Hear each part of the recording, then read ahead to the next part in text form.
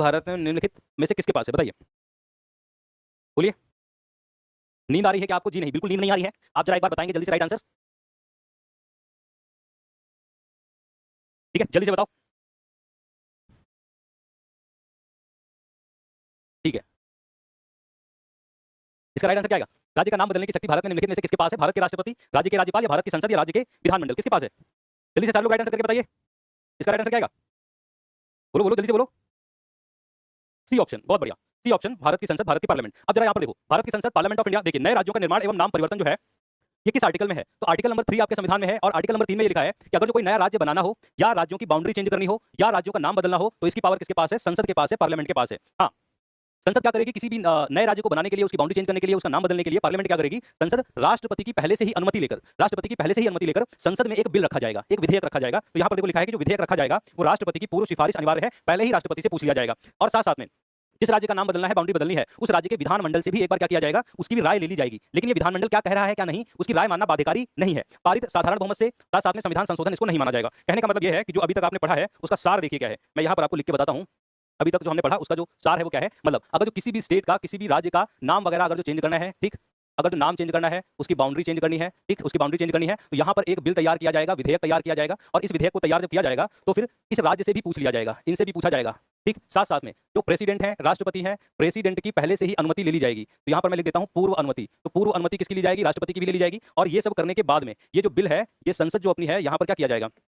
संसद के लोकसभा और राज्यसभा में ये बिल रखा जाएगा। और इसको जब लोकसभा पास कर देगी, राज्यसभा जब पास कर देगी, तब ये कहाँ जाएगा? तब ये प्रेसिडेंट के पास जाएगा। और प्रेसिडेंट जब इस पर अपनी अनुमति दे देंगे, सिग्नेचर कर देंगे, तब ये क्या बन जाएगा? तब ये बिल नहीं, ये एक्ट बन जाएगा, अधिनियम बन जाएगा। और तब उस राज्य का नाम बदल जाएगा या उसकी बाउंड्री चेंज हो जाएगी। और ये जो राज्य से पूछा जाएगा, तो राज्य ने जो बताया है वो मानना बाध्यकारी नहीं है। ठीक है, चलिए। अच्छा, इसका राइट आंसर हम लोगों ने कर लिया था। हाँ, ठीक है। उसके बाद नेक्स्ट ये बताइए, 2 सेकंड, इसका क्या आएगा? जल्दी से सारे लोग इसको पढ़ो और इसका राइट आंसर जल्दी से बताइए। इसका क्या आएगा?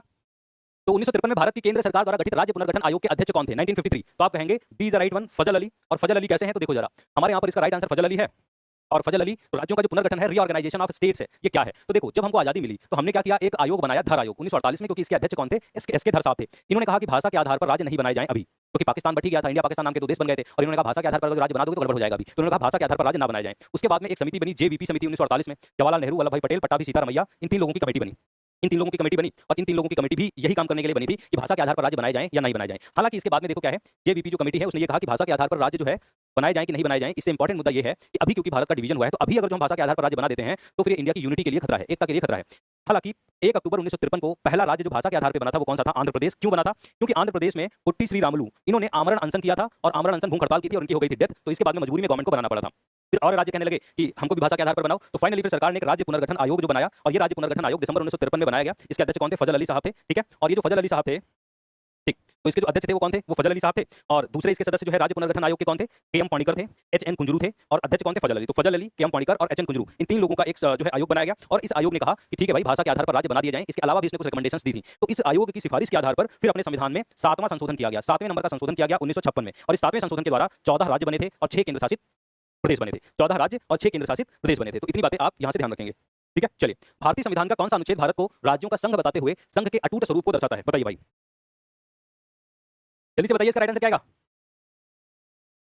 जल्दी से बताइए। तो which article describes India as a union of states indicating the indestructible nature of the union? ठीक है, आपस में तो कम से कम बाद में बात कर लेना, पहले जल्दी से बता दो इसका राइट आंसर क्या है।